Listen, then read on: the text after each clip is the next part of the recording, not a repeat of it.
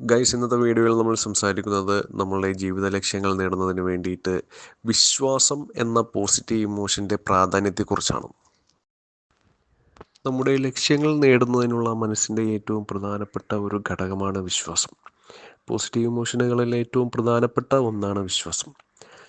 വിശ്വാസം, സ്നേഹം മുതലായവ ഇങ്ങനെ പോസിറ്റീവ് ഇമോഷനുകളെ മിക്സ് ചെയ്തുകൊണ്ടിട്ട്, അതായത് വിശ്വാസം, സ്നേഹം പോലത്തെയായിരിക്കുന്ന പോസിറ്റീവ് ഇമോഷനുകളെ മിക്സ് ചെയ്തുകൊണ്ടിട്ട് നമ്മളുടെ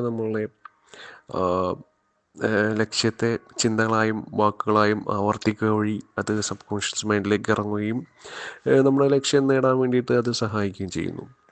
എങ്ങനെ വിശ്വാസം വികസിപ്പിച്ചെടുക്കാമെന്നുള്ളതാണ് അടുത്തത്.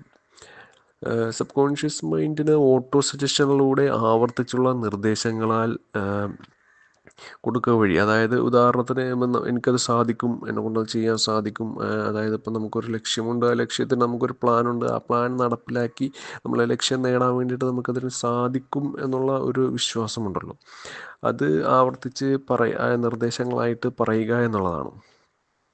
വിശ്വാസത്തെ എങ്ങനെ വികസിപ്പിക്കാം എന്നുള്ളതാണ്.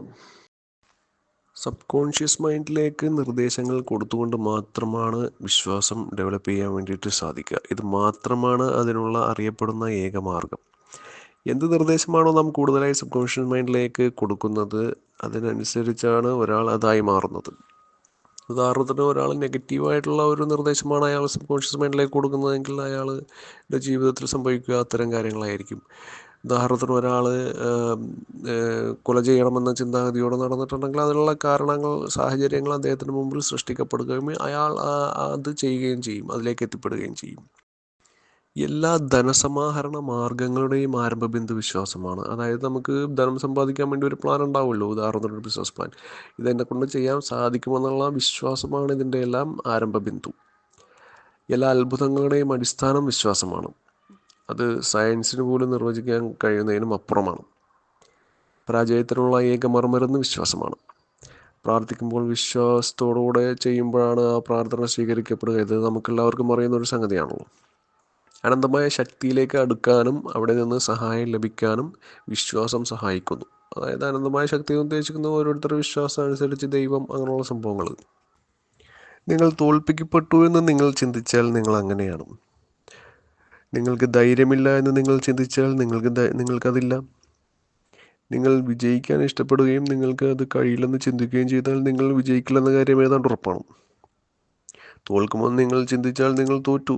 കാരണം ലോകത്തിൽ നാം കാണുന്ന വിജയം ആരംഭിക്കുന്ന ഒരാളുടെ ഇച്ഛാശക്തിയിലാണ്. നിങ്ങളുടെ മാനസികാവസ്ഥയിലാണ് അതെല്ലാം കിടക്കുന്നത്. നിങ്ങളെ മറികടന്നിരിക്കുന്നുവെന്ന് നിങ്ങൾ ചിന്തിച്ചാൽ അതങ്ങനെ തന്നെ. ഉയർന്ന രീതിയിൽ ചിന്തിച്ചേ ഉയരാൻ നിങ്ങൾക്ക് കഴിയൂ.